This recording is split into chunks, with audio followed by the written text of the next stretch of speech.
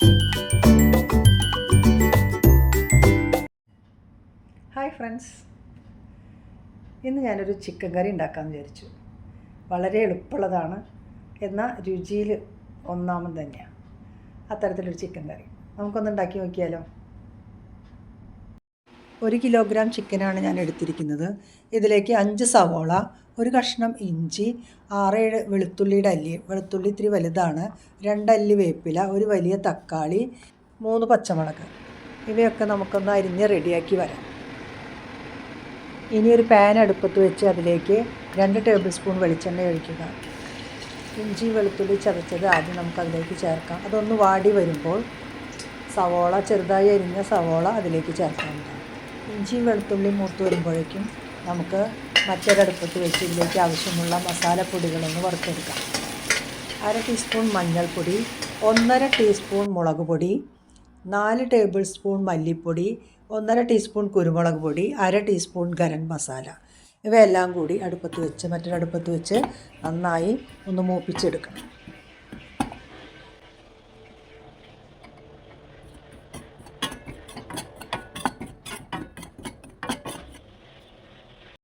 ഇഞ്ചിയും വെളുത്തുള്ളിയും മൂത്ത് വന്നിട്ടുണ്ട്.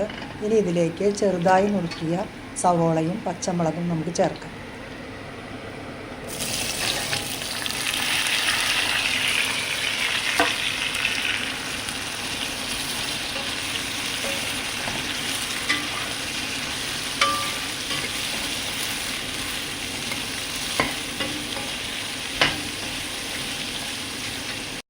സവോള പെട്ടെന്ന് വഴണ്ട് കിട്ടാനായി 1 ടീസ്പൂൺ ഉപ്പ് നമുക്ക് ചേർക്കാം.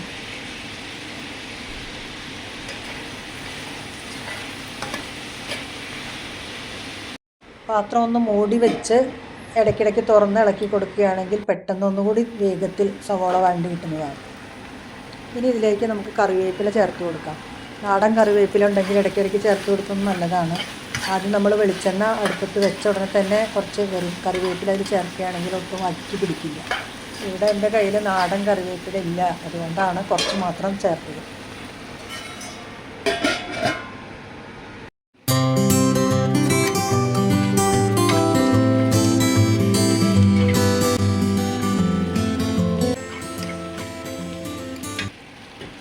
സവാള നന്നായി വഴണ്ട് വന്നിട്ടുണ്ട്. ഇനി നമുക്ക് വറുത്ത് വെച്ച മസാലപ്പൊടി ഇതിലേക്ക് ചേർത്ത് കൊടുക്കാം.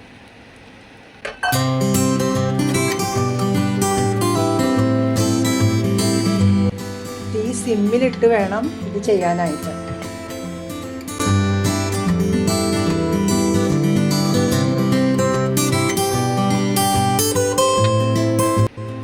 ഇനി ഇതിലേക്ക് നമുക്ക് തക്കാളി ചേർക്കാം.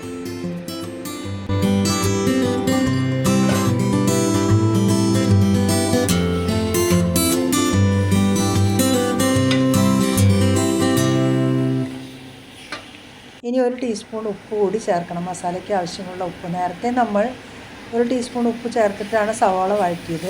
അതുപോലെ വീണ്ടും 1 ടീസ്പൂൺ ഉപ്പ് കൂടി ചേർക്കണം. ഇപ്പോൾ നമ്മൾ മൊത്തം 2 ടീസ്പൂൺ ഉപ്പാണ് ചേർത്തിരിക്കുന്നത്.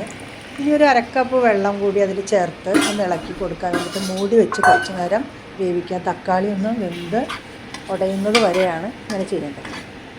ഇടയ്ക്കിടയ്ക്ക് ഇളക്കി കൊടുക്കാൻ മറക്കരുത്.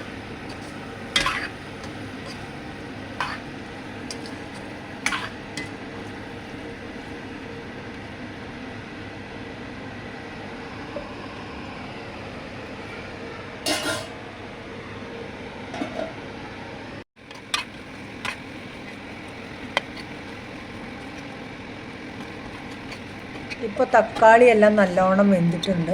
ഇനി നമുക്ക് ചിക്കൻ ചേർത്ത് കൊടുക്കാം. ചിക്കൻ ചേർത്തതിന് ശേഷം ചിക്കൻ്റെ എല്ലാ ഭാഗത്തും മസാലകൾ പിടിക്കുന്ന രീതിയിൽ നല്ലോണം ഇളക്കി കൊടുക്കുക.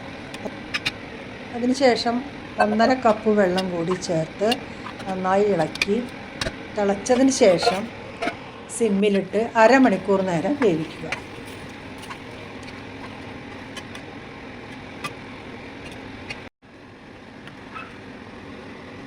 ഇടയ്ക്കിടയ്ക്ക് തുറന്ന് ഇളക്കി കൊടുക്കാൻ മറക്കരുത്.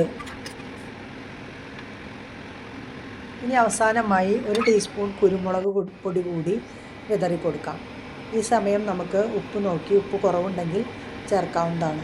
അവസാനം വേണമെങ്കിൽ കുറച്ച് മല്ലിച്ചപ്പ് ചേർക്കാവുന്നതാണ്. ഞാനിപ്പോൾ ചേർക്കുന്നില്ല. നമ്മുടെ ചിക്കൻ കറി തയ്യാറായി കഴിഞ്ഞു.